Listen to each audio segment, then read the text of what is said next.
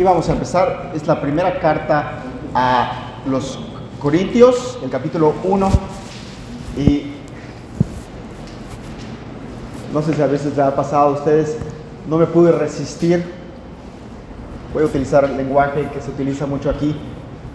Siempre los comienzos de las cartas del hermano Pablo son espectaculares. Y esta es vemos esta salutación aquí. Podemos poner atención.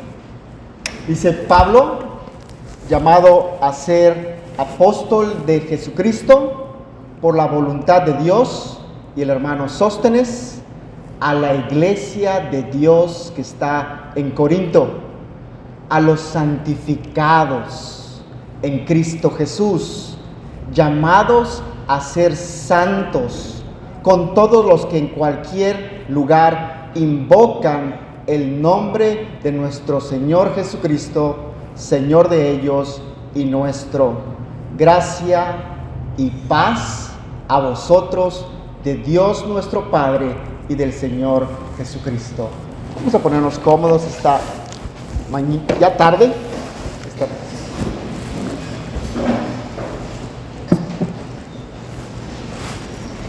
El hermano R.C. Sproul estuvo transmitiendo desde la Florida en un estudio, y había un reloj, no sé quién se acuerda, que estaba echado a perder. Entonces la persona que estaba poniendo atención a la hora, pues nunca. Hoy va a suceder así, hermanos, no se me desesperen. Solamente este reloj, decía el hermano R.C. Sproul, solamente da la hora 2 veces al día correctamente. Bueno, he tomado esta carta a los Corintios por su excelencia, porque vamos a ver unos temas muy importantes, pero muy importantes para la vida del creyente. Primero, esta carta fue escrita en el 55-59. Es escrita por nuestro hermano Pablo, no hay duda de eso. Algo que es muy importante, parece ser que se perdió una de estas cartas, así que esta no es la primera, pero esta es la primera que tenemos. Fue escrita desde Filipos, no fue escrita desde Filipos, sino desde Éfeso. Y algo que el hermano Pablo siempre decía, estas advertencias contra los falsos maestros, sucedió así. Apenas el hermano se fue, empezaron a surgir herejías en la iglesia de Corinto. Claro que le avisaron. El hermano escribe esta carta. Hay una parte muy bonita que dice: los de Cloe. Y no sabemos si era una mujer, se supone que es una mujer o es una familia, pero los de Cloe me han dicho que hay divisiones entre ustedes. Así que los temas son muy diversos, no vamos a hablar de todos los temas, pero me voy a concentrar en un tema principalmente ahorita, y va a ser en los dones. La carta es muy rica, tiene demasiados puntos muy importantes. Uno de esos es lo que estamos viendo hoy en la mañana, los abusos de la cena del Señor. Así que vamos a poner atención aquí en la pantalla, y dice 1 Corintios 12, dice: no quiero, hermanos, que ignoréis acerca de los dones espirituales. Entonces podemos ver una exhortación a que estos dones espirituales no se olviden. Ahora, el significado literal en griego es que estos dones es algo que pertenece al Espíritu, y se va a referir a estas cualidades, a estas características espirituales que están bajo el control del Espíritu Santo. Amén.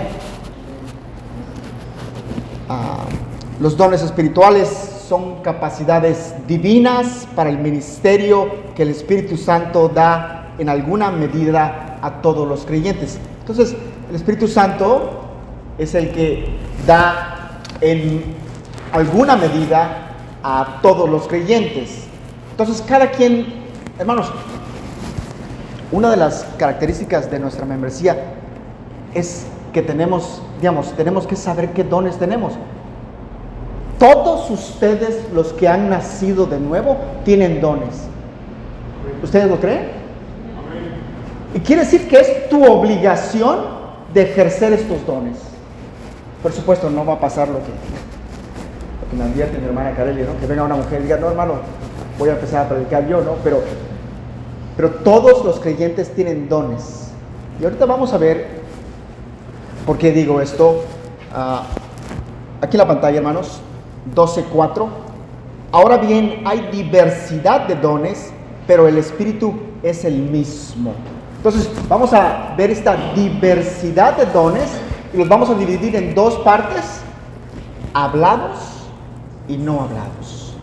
Así que los vamos a dividir en dones que se comunican, y dones de servicio. Los dones verbales o de habla: profecía, conocimiento, sabiduría, enseñanza, exhortación. Los dones de servicio, los no verbales: liderazgo, ayuda, generosidad, misericordia, fe, discernimiento. Y estos dones son dados a cada creyente. ¿Y cuál es el propósito? Edificar a su iglesia, glorificar el nombre de Cristo. Y el Espíritu Santo da con exactitud a quien se le dan estos dones.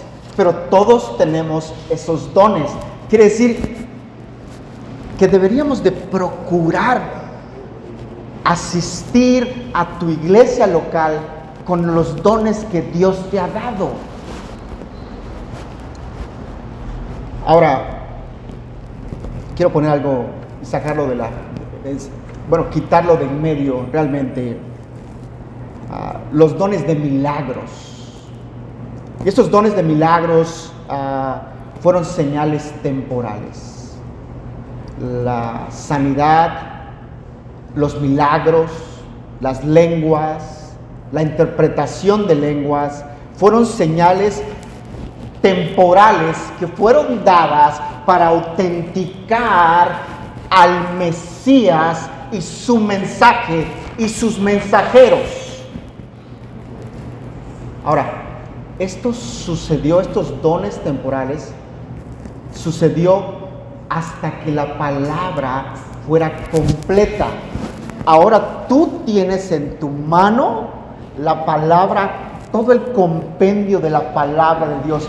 Esta es la prueba real de que Dios ha hablado a su iglesia. Ahora, aquí en la pantalla, por favor. Hay diversidad de ministerios, pero el Señor es el mismo. Y sabemos que hay esta diversidad de ministerios porque lo podemos ver en la palabra. Podemos ver a los apóstoles, podemos ver a los profetas, podemos ver a los evangelistas, podemos ver a los maestros, pastores, y podemos ver también a los diáconos. Es más, hace 2 semanas confirmamos diáconos o elegimos diáconos. Pero es el mismo Señor Jesucristo el que llama. Amén. Es el mismo Señor Jesucristo el que llama. Es el mismo Señor Jesucristo que otorga. Es el mismo Señor Jesucristo que equipa. Es el mismo Señor Jesucristo que asiste. Como dicen ustedes, ¿dónde estaríamos hoy si Dios no estuviera asistiendo a su iglesia, soportando a su iglesia? Ya que todo esto son por Él y para Él. Todo esto es para su gloria. Aquí en la pantalla. hay diversidad de operaciones, pero Dios, que hace todas las cosas en todos, en Él mismo. Pero a cada uno le es dada la manifestación del Espíritu para provecho. 12:8, aquí en la pantalla.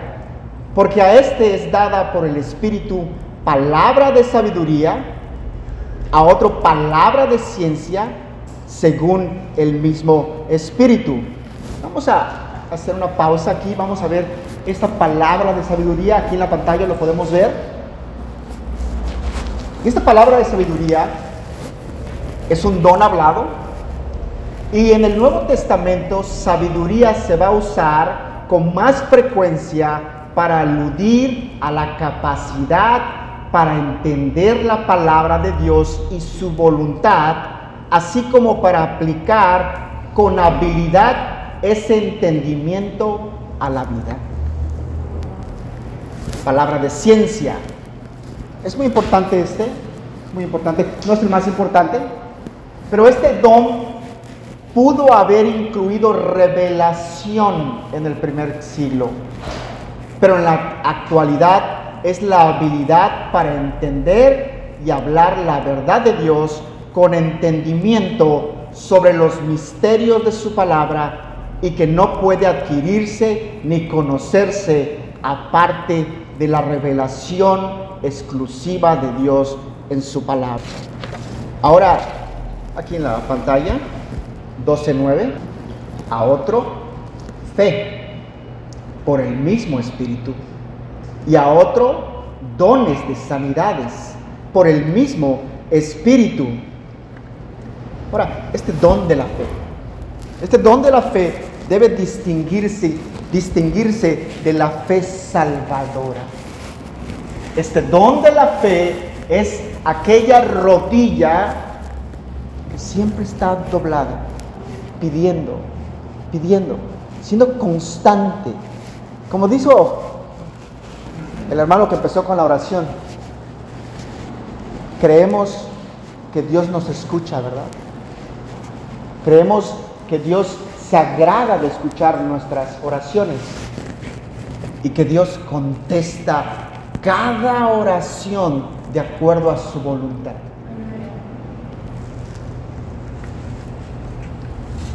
Ahora, este siguiente don, sanidades. Sanidades, fue un don temporal, usado por Cristo, usado por sus apóstoles, usado por algunos que no eran apóstoles, como Felipe. Aunque los cristianos no poseen en la actualidad el don de sanidad, sabemos que Dios es el Dios de milagros y puede sanar. Amén. Son milagros, hermanos, y nunca hubo un tiempo en que, antes de la venida del Señor Jesucristo, en que las sanidades fueran algo común. En la venida del Señor Jesucristo, Él, sus apóstoles y los cercanos a ellos, como Felipe mencioné, casi curaron a toda esa región de Judea, Samaria. Pero fue algo extraordinario, no es algo común. Digamos, quiero que escuchen esto. Si la venida del Señor fuera algo extraordinario, amén. Y los dones que Él desplegaba, o los dones que había Él puesto sobre sus discípulos, eran algo extraordinario, que autenticaban el mensaje del Evangelio. Tratar las sanidades como algo normal equivale a tratar la llegada del Salvador como a un hecho cotidiano. Ahora, por eso es una herejía poner hoy es noche de milagros. Dios sigue siendo soberano, la última vez que yo chequé, y Él sabe cuándo obrar. Por supuesto que pedimos con fe, creyendo en nuestro Señor. Pero declarar que hoy va a haber noche de milagros, yo no soy el Espíritu Santo, hermanos. Los dones de sanidades nunca fueron utilizados únicamente para traer salud. No, hermanos, siempre había un mensaje detrás de esto. Amén. Siempre había un mensaje detrás de esto. Pablo estuvo enfermo, nunca se sanó a sí mismo. Su amigo Epafrodito estaba al borde de la muerte, Pablo no lo sanó. Timoteo estuvo enfermo, Pablo le recomienda que tome vino. Pablo dejó a Trófimo en Mileto enfermo. Entonces eran actos exclusivos de Dios a través de sus apóstoles para autenticar el mensaje, autenticar el Mesías, pero eran este acto exclusivo de Dios. No es algo como un arma que yo traía y la uso cuando yo quiera. Estos hombres eran movidos por el Espíritu Santo a hacer estas obras, así como yo quisiera que cada uno de nosotros fuera movido por el Espíritu Santo a actuar. Hermanos, no actuamos porque tenemos una emoción, no actuamos porque alguien nos lavó el cerebro, o nos manipuló. Actuamos porque el Espíritu Santo ha abierto nuestro entendimiento. Vamos a ver otro versículo aquí. 12:10. A otro el hacer milagros, a otro profecía, a otro discernimiento de espíritus, a otro diversos géneros de lengua y a otro interpretación de lenguas. Ahora, esto de los milagros, a mí me fascina esta idea, porque se trata de doblar de doblar el universo. El hermano estaba hablando sobre la cena del Señor. Y sobre la cena del Señor hay gente que cree, digamos, la Iglesia Católica Romana cree en la transustanciación. Creen que literalmente el vino se convierte en la sangre de Cristo. Pero podemos ver un milagro de transustanciación hecho por Cristo. En el primer milagro en Caná, Él cambió el agua en vino. ¿Pero por qué lo hizo? ¿Para que la fiesta continúe? Para manifestar su gloria. Para manifestar su gloria. Así que volvemos a ver este mismo propósito: autenticar a Cristo y a los predicadores apostólicos del Evangelio. En Hechos 2:22 se afirma que Jesús hizo milagros para confirmar la fe y atestiguar que Dios obraba a través de Él. Ahora, sus milagros no fueron todo el tiempo. Hermanos, quitemos esta idea de que cuando estaba chiquito Él convirtió. Sus milagros comenzaron cuando comenzó su ministerio. Jesús realizó estos milagros por un periodo de 3 años aproximadamente durante su ministerio y nunca antes de los primeros 30 años de su vida. Ahora, algo muy importante que voy a mencionar sobre esto: Jesús es el único que puede calmar la tempestad. Jesús es el único que puede caminar sobre el agua. Jesús es el único que hace estos milagros sobre la naturaleza. Los apóstoles podían sanar, algunos podían volver a orar y el Señor restauraba la vida, por supuesto. Pero Cristo es el único que puede ascender a los cielos, es el único que puede caminar sobre el agua y es el único que puede multiplicar los alimentos. El único. A ver, me refiero en el Nuevo Testamento. Los apóstoles hicieron muchos milagros, pero principalmente hicieron 2 milagros. Sacaron demonios. Los apóstoles fueron, y esta es la palabra que se va a utilizar ahí, la palabra milagros, que significa poder y se conecta casi siempre con la expulsión de demonios y también la sanación, sanar aún la muerte. A otros se les dio diversos géneros de lenguas. Y esto es muy importante porque cuando decimos lenguas, decimos idiomas, lenguajes. A otros se les dio estos diversos géneros de lenguas. Y esto era muy importante porque imagínate, ibas a ir a predicar a otra región donde la gente no hablaba el idioma. Y Cristo, en su poder y su gloria, equipa a estos hombres con el don de lenguas. Entonces la gente podía entender, como lo que sucede en Pentecostés, podía entender el evangelio predicado en tu propio idioma. A otros se les dio el don de interpretación de lenguas. Podía ser que tú hablaras otro idioma y que no entendieras o no pudieras explicar correctamente lo que estabas diciendo.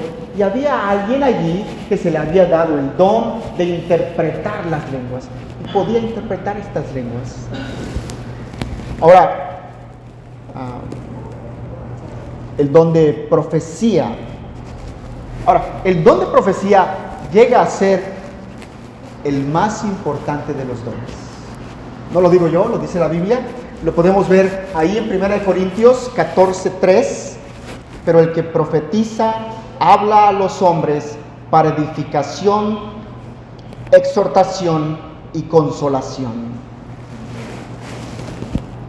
Ahora, desde que las escrituras se completaron, la profecía no ha sido un medio para transmitir nuevas revelaciones, sino que se limita a la proclamación de lo que ya ha sido revelado en la palabra escrita.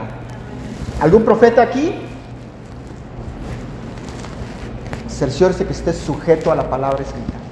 Si hay alguien que Dios le habla, cotejen que lo que dice Dios esté realmente, sea lo que dice en su palabra escrita. Ahora, aún los profetas bíblicos eran predicadores. Discernimiento de espíritus. Satanás es el gran engañador y sus demonios falsifican y adulteran el mensaje y la obra de Dios. Satanás es el gran falsificador. Que el Señor lo reprenda. Y sus demonios van a tratar de falsificar la obra del Señor. Quiere decir que este don de discernimiento es especialmente agudo para detectar malas doctrinas,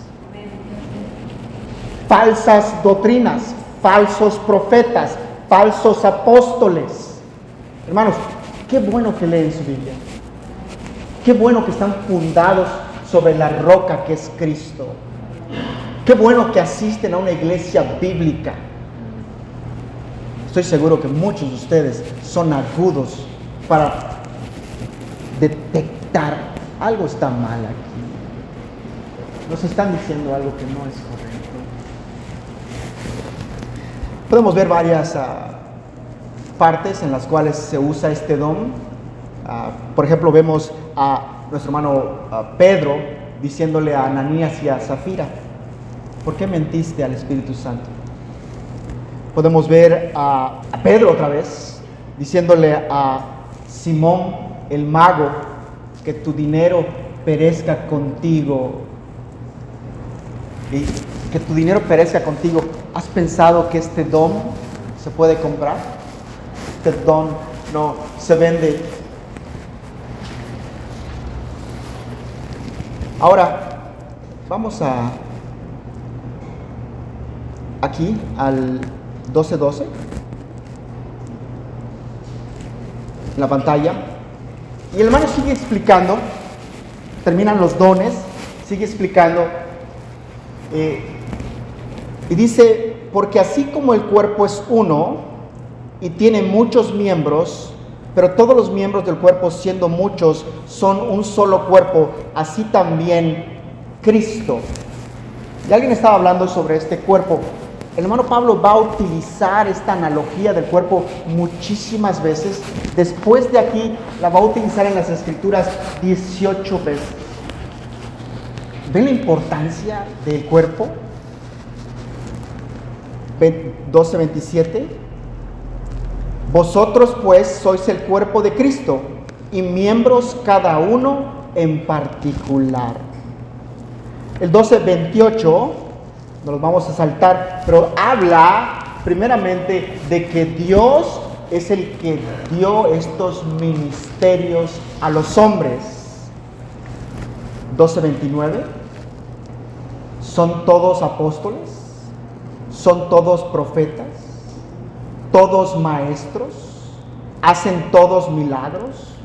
¿Tienen todos dones de sanidad? ¿Hablan todos lenguas? ¿Interpretan todos? Procurad pues los dones mejores, mas yo os muestro un camino aún más excelente. Mas yo os muestro aún un camino más excelente. ¿Cuál era este camino?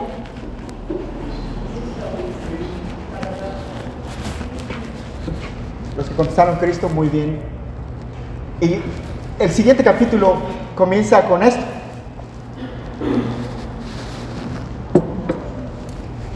Cristo, la preeminencia del amor, la importancia de este amor. Ahora, para los que contestaron Cristo, si por los mejores dones se entienden las gracias del Espíritu mencionadas, entonces por el camino aún más excelente debe entenderse a Cristo, el autor y objeto de estas gracias.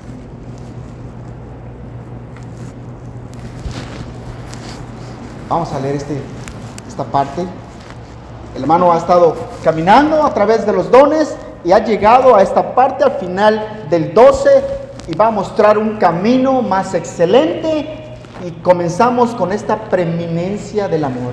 Y dice, si yo hablase lenguas humanas y angelicales, no tengo amor. Vengo a ser como metal que resuena o címbalo que retiñe. Y vamos a parar, vamos a hacer una pausa ahí. Había un problema en la iglesia de Corintios. Y este problema que había ahí es que estaba dotado de muchos dones, pero los dones pueden ser imitados, pueden ser falsificados, o pueden ser auténticos. Pueden ser auténticos. Pero el problema, escúchame, que los dones no te salvan. Los dones no te salvan. ¿Ya te diste cuenta qué hermoso predica el hermano? ¿Ya te diste cuenta? Digamos, los dones no te salvan. No, esto no va a salvar. Y lo vamos a probar con la palabra. Mateo 7, 22, 23 dice, muchos me dirán en aquel día, Señor, Señor, ¿no profetizamos en tu nombre? Y en tu nombre echamos fuera demonios. Y en tu nombre hicimos muchos milagros. Y entonces les declararé, nunca os conocí. Apartaos de mí, hacedores de maldad. ¿Se dieron cuenta? Profetizaron, hablaron la palabra de Dios. Había este don. Echaron fuera demonios. Hicieron muchos milagros. Y la divina respuesta es: apartaos de mí, hacedores de maldad. Yo nunca los conocí. ¿Se dan cuenta lo delicado? Lo delicado que es esto. Y de lo delicado que puede ser para tu vida esto. Los dones espirituales estaban presentes en Corinto. La doctrina sana estaba en su lugar. Pero faltaba amor. Esto condujo a discordias y exhibiciones de egoísmo y orgullo que plagaron a la iglesia. Los creyentes deberían preocuparse por lo más grande e importante: el amor a Cristo a través de su palabra unos por otros. Hermanos, no se puede conocer a Cristo sin su palabra. Esta idea de conocer, yo tengo un sentimiento por Cristo que no sé qué hacer con mi pecho, yo amo a Cristo, pero no tengo conocimiento de su palabra, está muerto. Está muerto. Y yo te haría una pregunta, y es una pregunta que debo hacerles a las parejas. ¿Cuánto tiempo pasas con tu esposo, con tu esposa, leyendo la palabra de Dios? Digamos, una sola carne, ¿verdad? Vimos aquí la preeminencia del amor. Así que si hablas lenguas humanas y angelicales, no tengo amor, vengo a ser como metal que resuena o címbalo que retiñe. Eres más que puro ruido, lo que está diciendo. Si tuviera profecía, aquí en la pantalla, y entendiese todos los misterios y toda la ciencia, y tuviese toda la fe de tal manera que trasladase los montes, y no tengo amor, nada soy. De nada sirve que tengas una lingüística enorme, que tengas esta facilidad para comunicar las cosas de Dios, si Cristo no te conoce. Si repartiere todos mis bienes para dar de comer a los pobres, y si entregase mi cuerpo para ser quemado y no tengo amor, de nada me sirve. La quema de los cristianos no comenzó hasta años después de esta. Pero si quemase mi cuerpo y no tengo amor, de nada me sirve. Si repartiese todos mis bienes, y lo hiciera en mi propio nombre, estoy bajo mayor condenación. La gente no entiende este punto. Una persona me preguntó sobre esta ley de atracción. Y estas personas, muchos de ellos donan grandes cantidades, pero lo hacen en su nombre. Lo hacen en su nombre. Están bajo mayor condenación. Vamos a ver esta definición del amor. El amor es sufrido, es benigno. El amor no tiene envidia. El amor no es jactancioso. No se envanece. No hace nada indebido. No busca lo suyo. No se irrita. No guarda rencor. No se goza de la injusticia, mas se goza de la verdad. Todo lo sufre. Todo lo cree, todo lo espera, todo lo soporta. ¿Qué definición realmente? ¿Qué cosa más hermosa? El amor sacrificado y generoso se interesa más en dar que en recibir. Podemos ver aquí al final, donde dice, no lo tienen ustedes, pero dice, el amor nunca deja de ser, pero las profecías se acabarán y cesarán, y las lenguas y la ciencia acabará. Pero va a haber un elemento que no se va a acabar. Va a ser el amor. Tiene esta característica de durabilidad eterna. Cristo. Aquí la pantalla. 14:1. Y ahora hemos pasado del 12 al 13 al 14. Y va a haber una breve explicación sobre qué es lo principal. Dice, seguir el amor y procurar los dones espirituales, pero sobre todo que profeticéis. El don de predicar, de explicar las profecías del Antiguo Testamento, de orar, de componer, digamos, de cantar estos salmos al Señor. Este era un don, hermanos, un don sobrenatural. A mí me llama mucho la atención que el hermano Pablo fundaba iglesias y los hombres eran equipados por estos dones sobrenaturales. No entiendo cómo una persona, realmente en mi cabeza, la única razón que podía buscar una lógica a esto es algo sobrenatural. Que una persona comience a hablar una lengua nueva, solamente porque el Espíritu Santo le abrió el entendimiento, nada más. Pero el hermano está poniendo en claro que lo más importante, dice, y sobre las lenguas, es el de profetizar, de predicar el Evangelio de Cristo,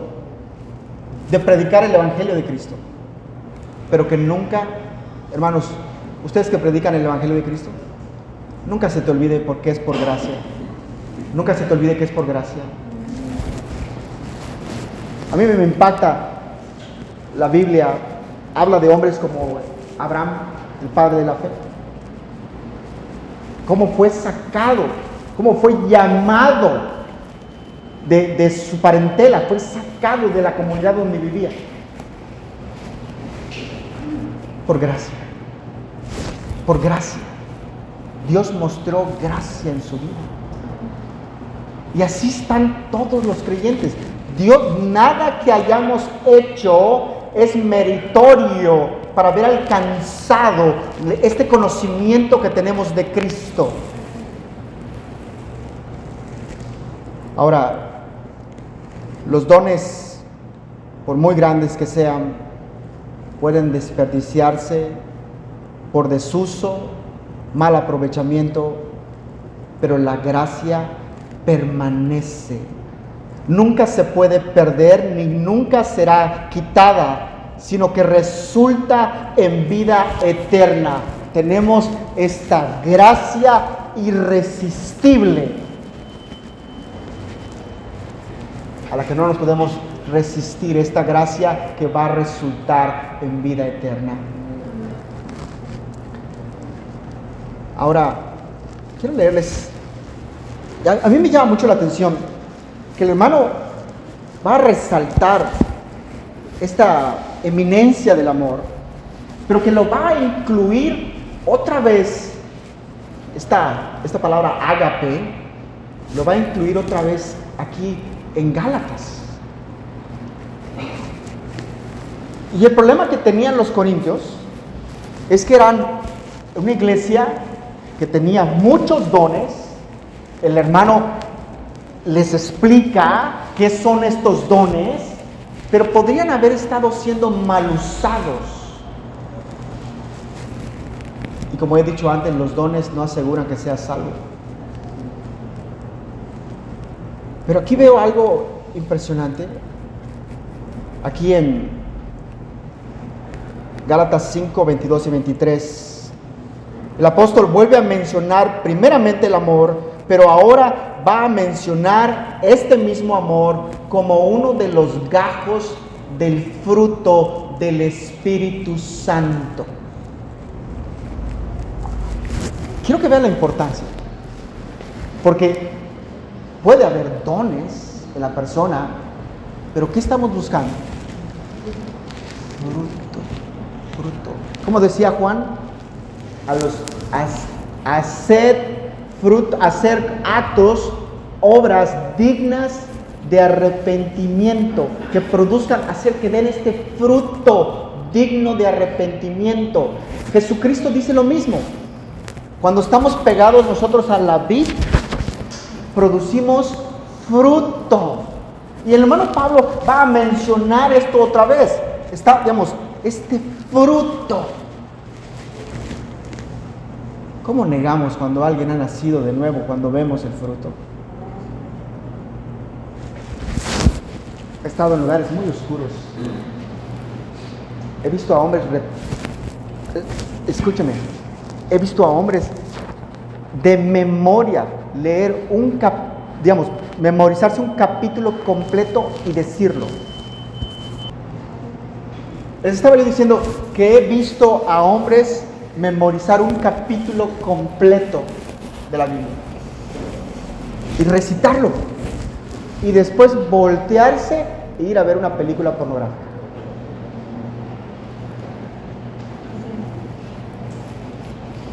¿Qué estamos buscando?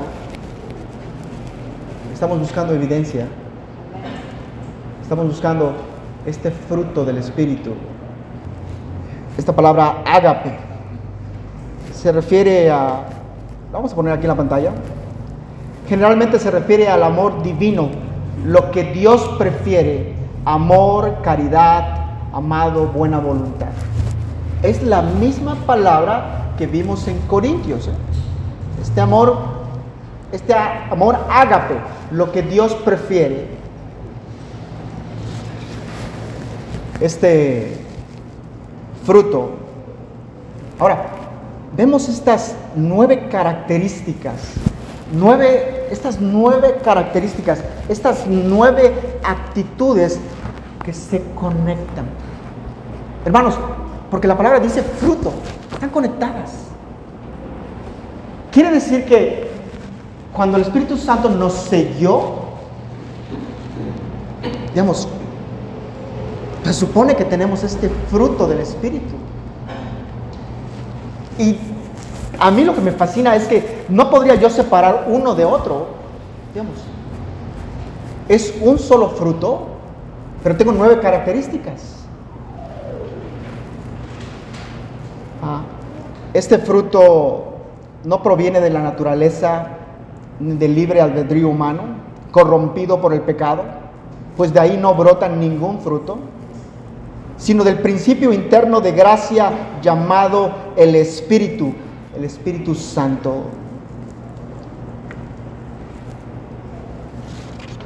Si un cristiano anda en el Espíritu y manifiesta su fruto, no necesita una ley externa para producir las actitudes y la conducta que agradan a Dios. ¿Escucharon? Si un cristiano anda en el Espíritu, manifiesta este fruto, no necesita una ley externa para producir las actitudes y la conducta que agradan a Dios. Como ustedes saben, me puse un poco mal. Me puse a meditar en esta situación de los dones. ¿Cómo podían ser mal usados, falsificables o aún auténticos, pero que no garantizaban la salvación de una persona? Pero cuando me puse a meditar en el fruto del Espíritu, vi una veracidad, primeramente en la Escritura. Y voy a leer estos frutos, y ustedes se van a identificar con cuál de ellos, cuál de estas características abunda más en ustedes. Voy a comenzar con amor. No se refiere al amor, la atracción física o el lazo familiar, sino al amor a Cristo y su palabra, obra, ejemplo. servicio voluntario y la disposición incondicional al sacrificio. ¿Hay este despliegue de amor en tu vida? Gozo, una felicidad basada en las promesas divinas que no cambian y en realidades espirituales externas. Es una conciencia de bienestar experimentada por la persona que sabe que todo está bien en su vida por virtud en su relación o de su relación con el Señor. 1 de Pedro 1:8. El gozo no es un producto de circunstancias favorables y ocurre aún en las circunstancias más dolorosas y severas. ¿Hay este gozo en tu vida? ¿Hay este gozo en tu vida? Paz. La calma interior que viene como resultado de la confianza total en la relación de salvación con Cristo. A mí me gusta mucho esta palabra paz, porque realmente Cristo ha venido a traer paz a los hombres con Dios. Paciencia se refiere a la capacidad para soportar ataques infligidos por otros y la disposición tranquila para aceptar situaciones irritantes o dolorosas. Paciencia. Esta capacidad para soportar ataques infligidos por otros. Esa disposición tranquila para aceptar situaciones irritantes o dolorosas. Benignidad. Un interés sincero en los demás que se refleja en el deseo de tratarlos con amabilidad, tal como el Señor trata a sus hijos. Bondad. Excelencia moral y espiritual que se manifiesta en la iniciativa para emprender actos de bondad. Bondad. ¿Alguien trajo una despensa?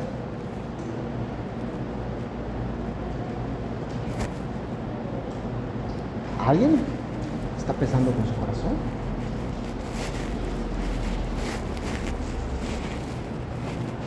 Vemos la necesidad. ¿Hay ese fruto en nosotros?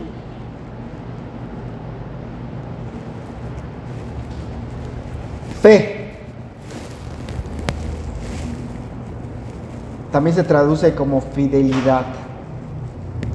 Se refiere a conducirse como una persona leal y digna de confianza. ¿Eres digno de confianza? ¿Eres leal?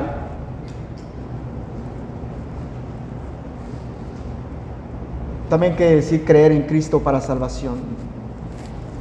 Abrazar las doctrinas del Evangelio y hacer una profesión de ellas. Mansedumbre. Es una actitud de humildad y amabilidad que se somete con paciencia a pesar de la ofensa, sin deseo alguno de venganza o retribución.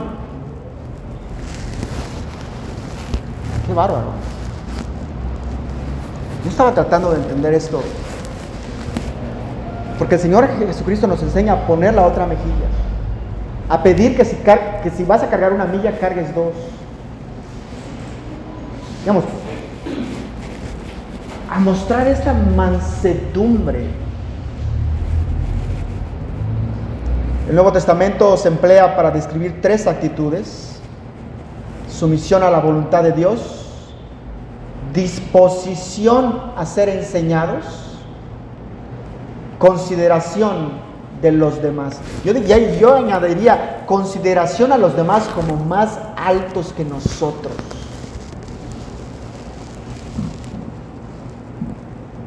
Templanza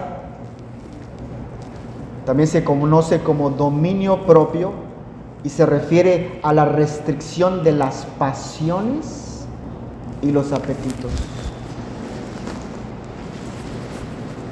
Restricción de las pasiones y los apetitos. Qué importante es esto. Ahora, la ley no está opuesta a este fruto. La ley no está opuesta a este fruto. Pero este fruto se va a oponer a las obras de la carne. La ley no está opuesta, está en concordancia con este fruto, pero este fruto se va a oponer a las obras de la carne. El amor se opone al odio, el gozo a las envidias y rivalidades, la paz a las discordias, contiendas, sediciones, la paciencia, la benignidad, la bondad y la mansedumbre, a la ira, a los asesinatos. La fe se opone a la idolatría, a la brujería, a las herejías y la templanza. Y por esto han caído tantos hombres. La templanza se opone a las pasiones, al adulterio. También se opone a la impureza, a la embriaguez, a las orgías, dice aquí. Ahora, las obras de la carne y los que son de la carne son los que están bajo el azote de la ley, y no el fruto del Espíritu, ni los que son según el Espíritu.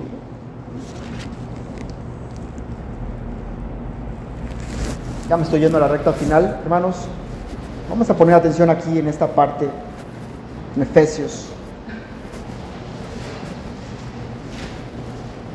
En cuanto a nuestra anterior manera de vivir, os despojéis del viejo hombre que se corrompe según los deseos engañosos, y que seáis renovados en el espíritu de vuestra mente, y os vistáis del nuevo hombre, el cual en la semejanza de Dios ha sido creado en la justicia y santidad de la verdad. 25. Por tanto, dejando a un lado la falsedad, hablad verdad cada cual con su prójimo, porque somos miembros los unos de los otros.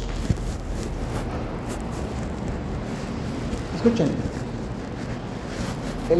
el apóstol está siendo muy claro. Quiero que dejemos atrás la falsedad. Quiero que la dejemos a un lado y que vamos a hablar la verdad. Hay gente aquí que no es sincera ni con su esposa ni con su esposo. No lo pueden ver a los ojos y tener una conversación real. Hay pastores que me han hablado, me han dicho, pastores, hermano, yo era muy sarcástico con mi esposa. Yo era usaba mucho la ironía. Ahorita que me enfermé estuve analizando estos frutos, estuve analizando estos ministerios que habían dado estos. Y algo que dije, ¿tengo este despliegue de estas 9 características en mi vida? Digamos, si es algo que te tienes que preguntar, ¿hay esto en tu vida? ¿Puedes ver a los ojos a la persona con la que duermes? ¿O puedes ver a los ojos a nuestro Señor y ser sincero? Dejar afuera la hipocresía, la falsedad.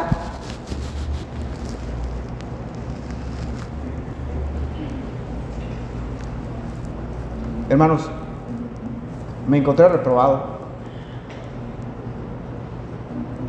¿Saben qué hice? Me examiné a mí mismo. Y empecé a actuar. Y pedí perdón. Perdón. Perdón. ¿Y saben cuál fue la primera persona que le pedí perdón? A Dios. Sí, a Dios. Pero después le pedí perdón a mi esposa.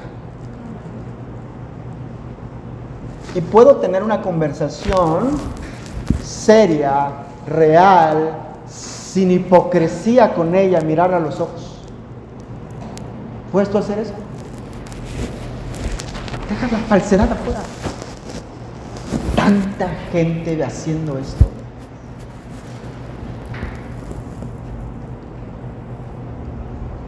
La mayoría de la gente no sabe de lo que estamos hablando, de una plática sincera.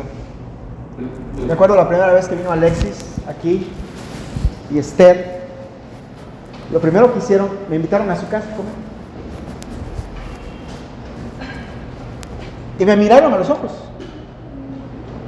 Querían conocerme, querían tener una conversación sincera, honesta. Querían saber dónde estaba yo parado. Aquí en el 26, airaos, pero no pequéis, no se ponga el sol sobre vuestro enojo, ni deis oportunidad al diablo. Pero aquí en el 28 quiero que vean algo maravilloso que solo el Evangelio puede hacer. Solo el Evangelio puede hacer. El que roba, no robe más, sino más bien que trabaje, haciendo con sus manos lo que es bueno, al fin de que tenga que compartir con el que tiene necesidad. Quiero que vean 3 etapas. El problema, quiero que vean la acción y quiero que vean el resultado. Este hombre, solo el Evangelio puede hacer esto. Escúchenme.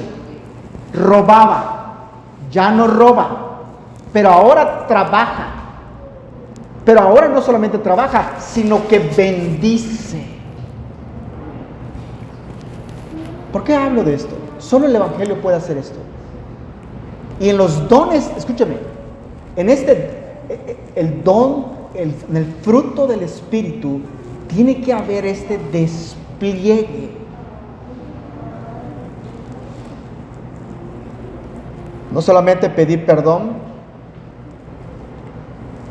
Tomé prestado de lo que dicen los apóstoles, de lo que dice el Señor Jesucristo. Hermanos, bendecid a aquellos que te maldicen.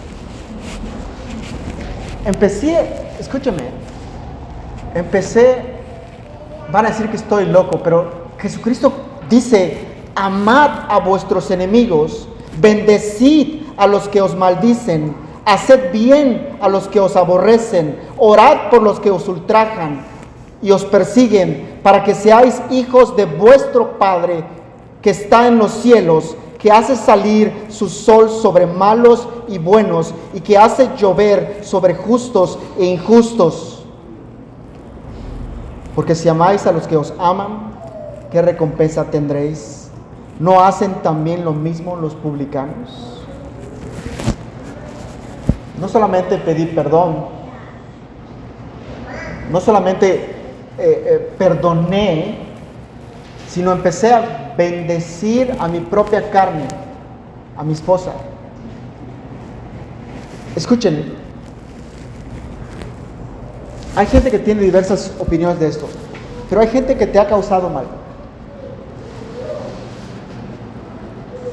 Y hay gente que cree que esa persona tiene que venir y arrepentirse. Eso no dice la Escritura. La Escritura dice que yo vaya y perdone, que bendiga a aquel que me maldice. Ahora, hermanos, ¿este es el fruto del Espíritu? Sí lo es. Sí lo es. Perdona a aquella persona que te traicionó. Perdona a aquella persona que habla mal de tu iglesia. Hay gente que, escúchenme, no, ya en el León de Judá creo que no son ni... La gente va y viene.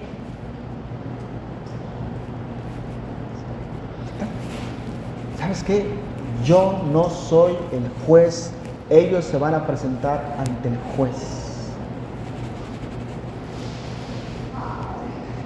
¿Perdonas a la persona que pide prestado y no paga? Voy a terminar con esto. ¿Es tu vida un despliegue de estas 9 características? ¿Es tu vida de edificación para la iglesia y para los demás? Qué triste es cuando ni tu familia te cree. Escúchenme.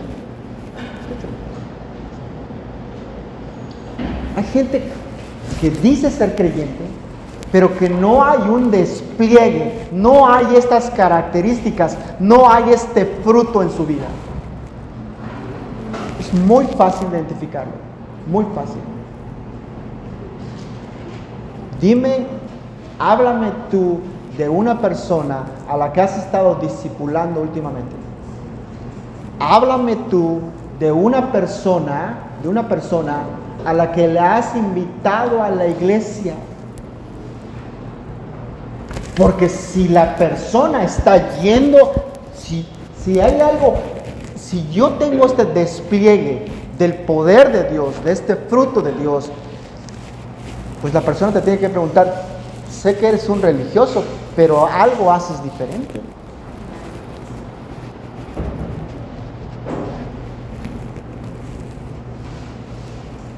Esta es muy buena, muy importante. ¿Sientes un auténtico dolor por las almas? Escúchenme, por favor. ¿Hay un auténtico dolor por las almas?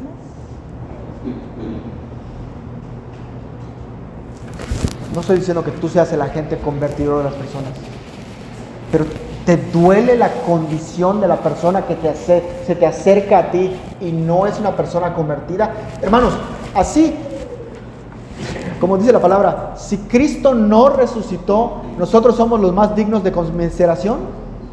Así dice la palabra. Porque, digamos, estamos creyendo en una fábula, en una mentira. Debería haber ese sentir en nosotros de decir, pobre gente, ¿a dónde va a ir a parar?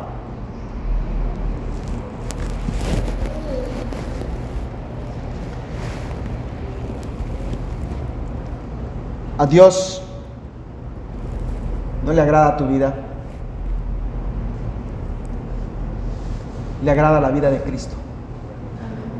Y es por sus méritos que nos acercamos. Nos mostraba el hermano Rogelio de no tomar esta cena indignamente. No tomen esta cena indignamente. ¿No hay este fruto en tu vida? ¿No te has arrepentido realmente? ¿No has pedido perdón? ¿No puedes voltear a tu marido, a tu esposa y ser honestos? Pide perdón si eres creyente. No tomes la cena indignamente.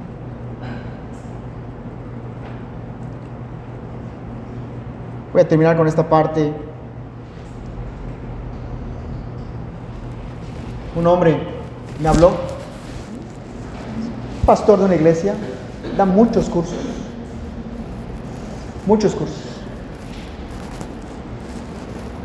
Me habló y me ofreció un ticket a Los Ángeles, un boleto a Los Ángeles. Hermano, ¿quiere un boleto a Los Ángeles? No lo voy a poder usar, lo puede usted cambiar. Le hablé al otro día, no le hablé a la noche del otro día. No, ya no está disponible. Realmente, honesta, a mí no me hace falta el curso, no me hace falta el boleto a Los Ángeles. Pero lo único que él me empezó a dar largas, y yo dije, hermano, tranquilo. La única razón por que te pregunto es porque tú me lo ofreciste. Inconsistencia, incongruencia con lo que dice, con la manera de actuar. Terminamos con esto. ¿Es Cristo el Señor de tu vida?